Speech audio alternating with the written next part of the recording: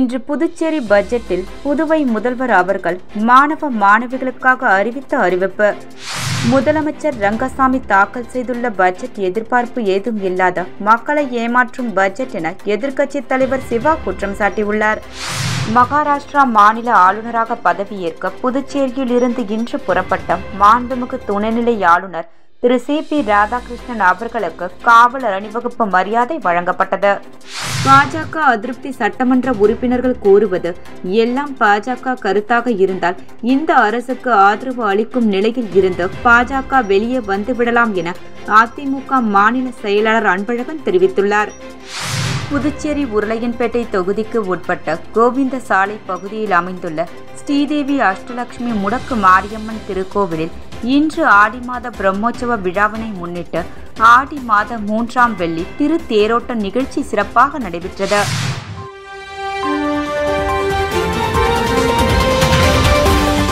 முக்கிய செய்தி: புதுவையின் AIMS institute of hotel management studies கல்வி குழுமம் 50% கட்டண சலுகை அறிவித்துள்ளது. 10வது மற்றும் 12வது தேறிய அல்லது தவறிய மாணவர்களுக்கு 1, 2 மற்றும் 3 வருட ஹோட்டல் மேனேஜ்மெண்ட் கோர்ஸ்களுக்கு 50% சிறப்பு கட்டண சலுகை.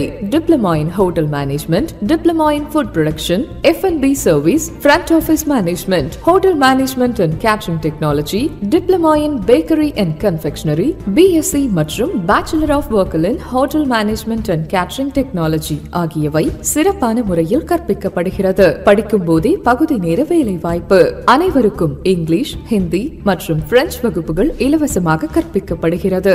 அனுபவமிக்க ஆசிரியர்கள், சிறந்த ஆய்வுக் கூடங்கள், ஹாஸ்டல் வசதி, வங்கி லோன் வசதியும் உள்ளது. படித்து முடித்தவுடன் துபாய், சிங்கப்பூர், மலேசியா, குவைத் போன்ற வெளிநாடுகளில் 100% வேலைக்கு உத்தரவாதம் அளிக்கிறது. புதுவையின் சிறந்த கேட்டரிங் கல்லூரிக்கான 10 முறை விருது பெற்ற ஒரே நிறுவனம் என்பது குறிப்பிடத்தக்கது. இந்த அரிய வாய்ப்பை மாணவர்களும் பெற்றோர்களும் பயன்படுத்திக் கொள்ள எய்ம்ஸ் கல்வி குழுமம் அன்போடு அழைக்கிறது. பாராமெடிக்கல் மற்றும் நர்சிங் படிப்பிற்கும் அட்மிஷன் நடைபெறுகிறது. AIMS group of institutions, Thiruvalluvar சாலை, பிள்ளைத்தோட்டம், சண்முகா தியேட்டர் அருகில், புதுச்சேரி.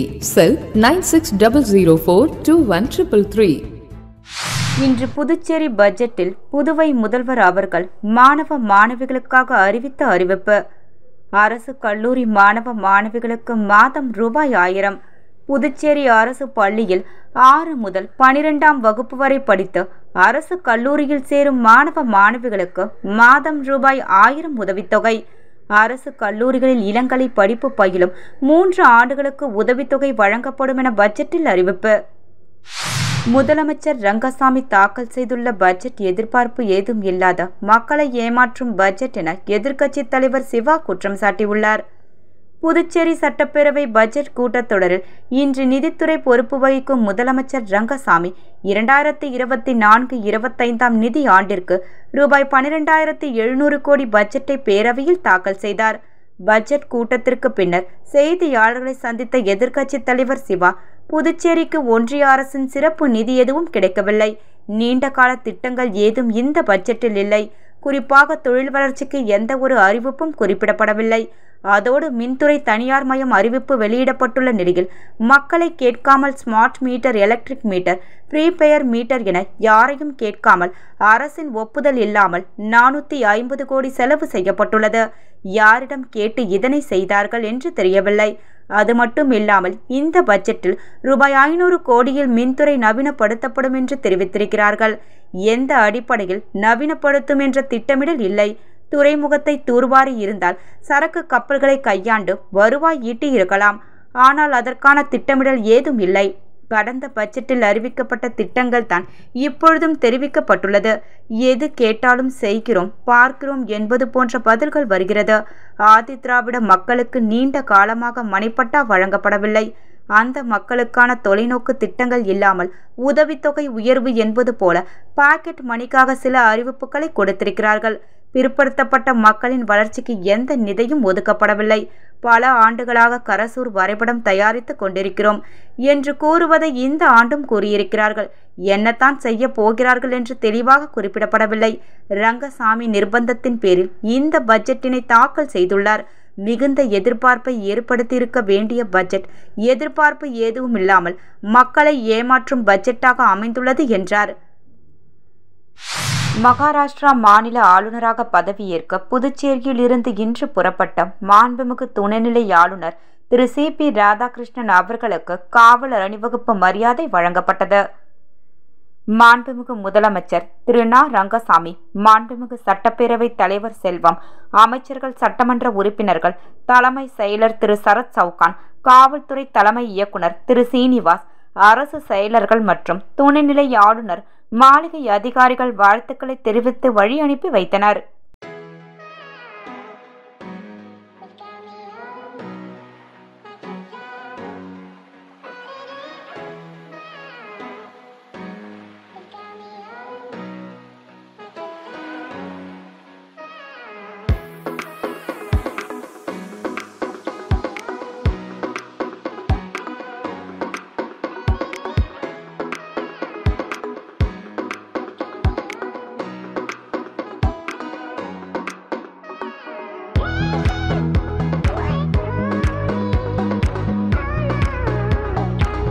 பாஜக அதிருப்தி சட்டமன்ற உறுப்பினர்கள் கூறுவது எல்லாம் பாஜக கருத்தாக இருந்தால் இந்த அரசுக்கு ஆதரவு அளிக்கும் நிலையில் இருந்து பாஜக வெளியே வந்துவிடலாம் என அதிமுக மாநில செயலாளர் அன்பழகன் தெரிவித்துள்ளார்.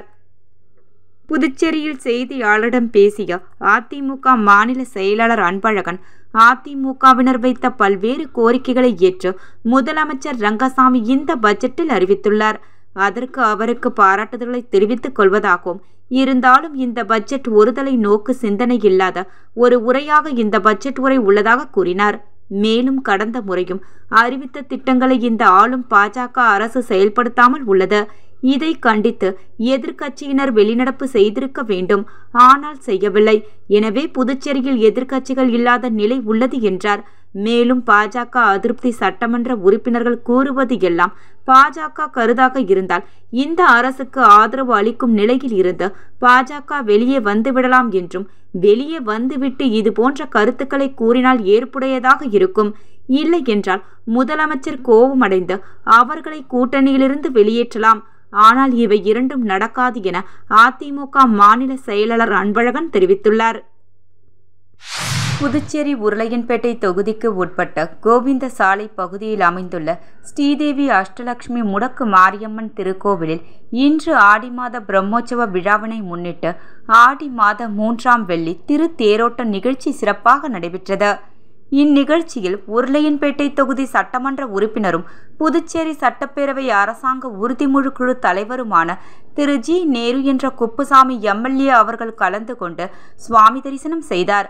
மேலும் இவ்விழாவில் திருக்கோவில் நிர்வாகிகளும் அப்பகுதி ஊர் முக்கிய பிரமுகர்களும் திருத்தேரோட்ட விழாவின் உபயதாரர்களும் மற்றும் பலர் கலந்து கொண்டனர். புதுச்சேரியில் ரேஷன் கடைகளை திறக்கப்பட்டு விலையில்லா அரிசி, மானிய விலையில் பருப்பு வகைகள், சர்க்கரை, சமையல் எண்ணெய் ஆகியவை மீண்டும் வழங்கப்படும் என முதல்வர் ரங்கசாமி அறிவித்துள்ளார். புதுச்சேரியில் 2024-25 நிதியாண்டிற்கான பட்ஜெட் இன்று தாக்கல் செய்யப்பட்டது. நிதித்துறைக்கு பொறுப்பு வகிக்கும் முதலமைச்சர் ரங்கசாமி பட்ஜெட்டை சட்டப்பேரவையில் தாக்கல் செய்தார். அதில் ரூபாய் 12,700 கோடிக்கான நிதிநிலை அறிக்கை தாக்கல் செய்யப்பட்டன.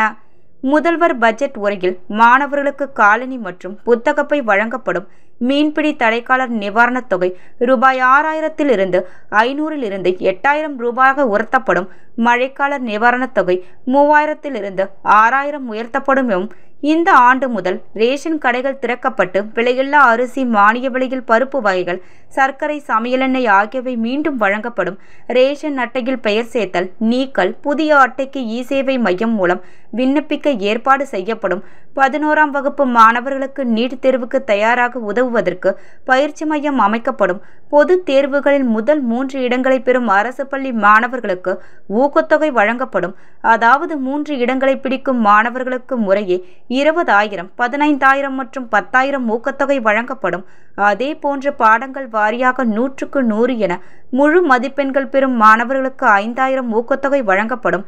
அரசு பள்ளிகளில் 6ஆம் வகுப்பு முதல் 12ஆம் வகுப்பு வரை பயின்ற மாணவ மாணவியர் கல்லூரி படிப்பை தொடர மாதந்தோறும் ரூபாய் 1,000 3 ஆண்டுகளுக்கு உதவித்தொகை வழங்கப்படும். ஆதி திராவிடர் மற்றும் பழங்குடி இனத்தை சேர்ந்த கல்லூரி மாணவியர் மற்றும் பணிபுரியும் மகளிருக்கு 2 சக்கர வாகனம் வாங்க 500 பேருக்கு தலா 1 லட்சம் வரை நிதியுதவி வழங்கப்படும் உட்பட பல்வேறு அறிவிப்புகளை வெளியிட்டார். விளம்பர இடைவேளைக்கு பிறகு செய்திகள் தொடரும். மாணவர்களே, வெளிநாட்டில் நட்சத்திர ஹோட்டல்களில் பணிபுரிய விருப்பமா?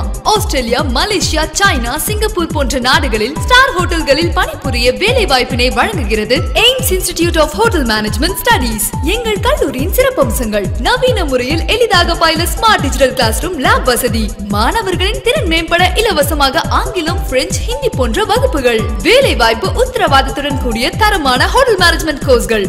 மாணவர்கள் பயிலும் போதே பகுதி நேர வேலை வாய்ப்பினை ஏற்படுத்தி தருகின்றோம். இதன் மூலம் ஹோட்டல்களில் வேலை புரிய உங்கள் தகுதி மற்றும் திறமைகளை மேம்படுத்திக் கொள்ளலாம். புதுவையிலே எங்கள் கல்லூரியில் தான் மிக குறைந்த கட்டணத்தில் ஹோட்டல் மேனேஜ்மெண்ட் கோர்ஸ்கள் நடத்தப்பட்டு வருகின்றன. மாணவர்களே, கவலை வேண்டாம். எய்ம்ஸில் பயின்றால் வெளிநாட்டில் வேலை வாய்ப்பு உறுதி. Diploma in Hotel Management Technology, Hotel Management, Food Production, F&B Service, Bakery and Confectionery, Carving and Diploma in Marine Hotel Management. Ames Institute of Hotel Management Studies, number 514, Airport Road, opposite to Navala Nerinjarian High Secondary School, Lospet, Pondicherry. For admission, contact 9604-21333. வக்கீல்கள் சேம நல நிதியை முழுமையாக வழங்க வேண்டும். புதுச்சேரி வக்கீல்கள் சேமநல நிதி திட்டத்திற்கு அரசு அறிவித்த நிதியை முழுமையாக வழங்க வேண்டும் என முதல்வரிடம் மனு அளிக்கப்பட்டது. புதுச்சேரி மாநில வக்கீல் சங்க தலைவர் ரமேஷ், பொது செயலாளர் நாராயணகுமார், துணைத் தலைவி இந்துமதி, புவனேஸ்வரி, பொருளாளர் ராஜபிரகாஷ் ஆகியோர் முதல்வர் ரங்கசாமியை நேற்று சந்தித்தனர். அவரிடம் பல்வேறு கோரிக்கைகளை வலியுறுத்தி மனு அளித்தனர். அந்த மனுவில் கூறியிருப்பதாவது: புதுச்சேரி ஒருங்கிணைந்த நீதிமன்ற வளாகத்தில் வக்கீல்கள் அலுவலக கட்டிடத்திற்கு அடிக்கல் நாட்டப்பட்டுள்ளது. நடப்பு பட்ஜெட்டில் நிதி ஒதுக்கி அந்த கட்டிடத்தை கட்டிக் கொடுக்க வேண்டும். புதுச்சேரி வக்கீல்கள் சேமநல நிதி திட்டத்திற்கு ரூபாய் 1 கோடி அறிவித்து அதில் ரூபாய் 20 லட்சம் சங்கத்திற்கு ஏற்கனவே அரசு கொடுத்துவிட்டது. இந்த நிலையில் அறிவித்த தொகையை வக்கீல்கள் சேமநல திட்டத்திற்கு நிதி ஒதுக்கி கொடுக்க வேண்டும். இளம் வக்கீல்களுக்கான ஊக்கத்தொகை ரூபாய் 5000 என உயர்த்தி அறிவிக்கப்பட்ட நிலையில் கடந்த 2 ஆண்டுகளுக்கு மேலாக இளம் வக்கீல்களுக்கான ஊக்கத்தொகை கொடுக்கப்படாமல் உள்ளது. இதுகுறித்து உரிய நடவடிக்கை மேற்கொள்ள வேண்டும். இவ்வாறு அதில் தெரிவிக்கப்பட்டுள்ளது. புதுச்சேரி மாநில சுகாதாரத்துறை, நகராட்சி மற்றும் பஞ்சாயத்து ஊழியர் வாரிசுதாரர்கள் நல சங்கத்தினர் சட்டப்பேரவையை முற்றுகையிட்டு போராட்டத்தில் ஈடுபட்டனர். புதுச்சேரி நகராட்சியில் வாரிசு பணி வழங்குவதில் கால தாமதம் ஆவதை கண்டித்தும் ஒருமுறை தளர்வு அளித்து பணி வழங்க வாரிசுதாரர்கள் குடும்பத்துடன் இன்று சட்டப்பேரவை நோக்கி பேரணியாக சென்று முற்றுகையிட்டு போராட்டத்தில் ஈடுபட்டனர். புதுச்சேரி சுகாதாரத்துறை ஊழியர்களின் வாரிசுதாரர்களும் மற்றும் புதுச்சேரி நகராட்சி வாரிசுதாரர்கள் இணைந்து இந்த முற்றுகை போராட்டத்தில் ஈடுபட்டனர். கம்பன் கலையரங்கத்தில் தொடங்கிய இந்த பேரணி அண்ணா சாலை நேரில் வீதி வழியாக சென்று சட்டப்பேரவை பின்பு முடிவடைந்தது. இந்த போராட்டத்திற்கு புதுச்சேரி நகராட்சி நலசங்க தலைவர் சத்யன் தலைமை தாங்கினார். செயலாளர் பிரபு, ஒருங்கிணைப்பாளர் டேவிட் மற்றும் ராதாகிருஷ்ணன், செய்தி தொடர்பாளர் கலைமாமணி, டாக்டர் நமச்சிவாயம், ஆலோசகர்கள் கலிய பெருமாள், ஆனந்த கணபதி, வேளாங்கண்ணி தாசன் உள்ளிட்டோர் பலர் கலந்து கொண்டனர். முத்தியால்பேட்டை அருள்மிகு பொன்னியம்மன் நாளைய ஆடி மாத திருவிழாவையொட்டி சமூக சேவகர் சந்துரு தலைமையில் 1000க்கும் மேற்பட்டவர்களுக்கு அன்னதானம் வழங்கப்பட்டது. புதுச்சேரி முத்தியால்பேட்டை சோலைநகர் வடக்கு பகுதியில் அருள்மிகு ஸ்ரீ பொன்னியம்மன் ஆலயம், ஸ்ரீ செங்கேனியம்மன் ஆலயம் அமைந்துள்ளது. இவ்வாலயத்தில் ஆண்டுதோறும் ஆடி மாத திருவிழா வெகு விமர்சையாக நடைபெறும். அந்த வகையில் இவ்வாண்டு ஆடி மாத விழாவை ஒட்டி விழாவின் ஒரு பகுதியாக சமூக சேவகர்கள் ராஜன் மற்றும் சந்துரு தலைமையில் சுமார் 1000க்கும் மேற்பட்ட பொதுமக்கள் மற்றும் பக்தர்களுக்கு சமபந்தி விருந்து வழங்கப்பட்டது. இந்நிகழ்ச்சியில் பஞ்சாயத்து இளைஞர்கள், ஊர் பொதுமக்கள் என ஏராளமானோர் கலந்து கொண்டனர். புதுச்சேரி ஸ்ரீ வாசவி கன்னிகா பரமேஸ்வரி ஆலயத்தில் ஆடி வெள்ளியை முன்னிட்டு அஷ்ப பூஜை விழா சிறப்பாக நடைபெற்றது. புதுச்சேரி காமாட்சியம்மன் கோவில் வீதியில் அமைந்துள்ள ஸ்ரீ வாசவி கன்னிகா பரமேஸ்வரி ஆலயத்தில் மகிழா சங்கம் சார்பில் ஆடி வெள்ளி முன்னிட்டு அஷ்ப பூஜை மற்றும் அஸ்வந்த் நாராயண பூஜை நடைபெற்றது. தொடர்ந்து அம்மனுக்கு சிறப்பு தீபாராதனை காண்பிக்கப்பட்டது. பிரசாதங்கள் வழங்கப்பட்டது. நிகழ்ச்சிக்கான ஏற்பாடுகளை மகிழா சங்க தலைவி முன்னிலையில் சத்யா ரமேஷ் பாபு, செயலாளர் இந்திரா ராணி சந்திரசேகர், பொருளாளர் பாக்கியலட்சுமி, ரமேஷ் குப்தா மற்றும் கமிட்டி உறுப்பினர்கள் உடனிருந்தனர். இந்நிகழ்ச்சியில் திரளான பக்தர்கள் கலந்து கொண்டு சுவாமி தரிசனம் செய்து அம்மனின் அருளை பெற்றனர். இன்று புதுச்சேரி பட்ஜெட்டில் புதுவை முதல்வர் அவர்கள் மாணவ மாணவிகளுக்காக அறிவித்த அறிவிப்பு. முதலமைச்சர் ரங்கசாமி தாக்கல் செய்துள்ள பட்ஜெட் எதிர்பார்ப்பு ஏதும் இல்லாத மக்களை ஏமாற்றும் பட்ஜெட் என எதிர்க்கட்சித் தலைவர் சிவா குற்றம் சாட்டியுள்ளார். மகாராஷ்டிரா மாநில ஆளுநராக பதவியேற்க புதுச்சேரியில் இருந்து இன்று புறப்பட்ட மாண்புமிகு துணைநிலை ஆளுநர் திரு சி.பி. ராதாகிருஷ்ணன் அவர்களுக்கு காவலர் அணிவகுப்பு மரியாதை வழங்கப்பட்டது. பாஜக அதிருப்தி சட்டமன்ற உறுப்பினர்கள் கூறுவது எல்லாம் பாஜக கருத்தாக இருந்தால் இந்த அரசுக்கு ஆதரவு அளிக்கும் நிலையில் இருந்து பாஜக வெளியே வந்துவிடலாம் என அதிமுக மாநில செயலாளர் அன்பழகன் தெரிவித்துள்ளார். புதுச்சேரி உருளையன்பேட்டை தொகுதிக்கு உட்பட்ட கோவிந்த சாலை பகுதியில் அமைந்துள்ள ஸ்ரீதேவி அஷ்டலட்சுமி முடக்கு மாரியம்மன் திருக்கோவிலில் இன்று ஆடி மாத பிரம்மோற்சவ விழாவினை முன்னிட்டு ஆடி மாத 3ஆம் வெள்ளி திரு தேரோட்ட நிகழ்ச்சி சிறப்பாக நடைபெற்றது.